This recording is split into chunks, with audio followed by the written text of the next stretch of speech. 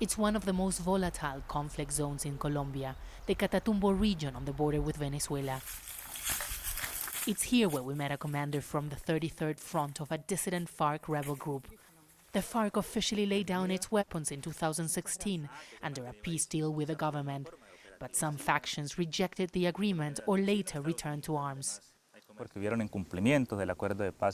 The peace agreement was not fulfilled as we expected. Many former combatants were killed after the agreement. They left us at the expense of paramilitary groups. The social change that needed to happen did not take place. That's why we rearmed, and we have a right to armed struggle. The group is now in talks with the government of Gustavo Petro under what is known as a total peace plan. Young men and women have been recruited by guerrilla groups in recent years. For many, an example of how fast armed groups are increasing in numbers. Peace continues to be extremely fragile in this part of Colombia as different guerrilla groups continue to fight each other and the Colombian state. We're now heading to a camp of this FARC dissident group and see how they operate from there.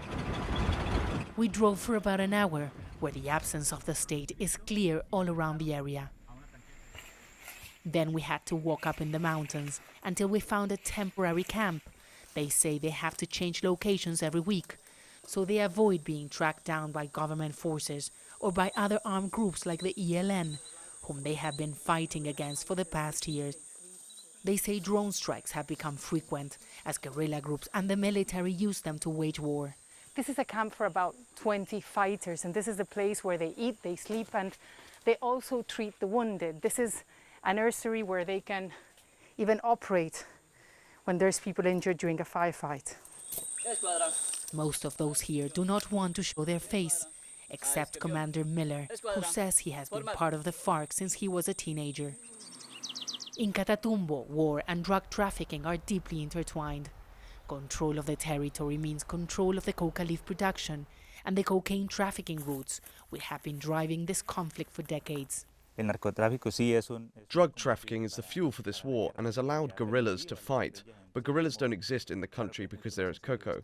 They exist because there are unresolved problems, land, education, and lack of opportunities.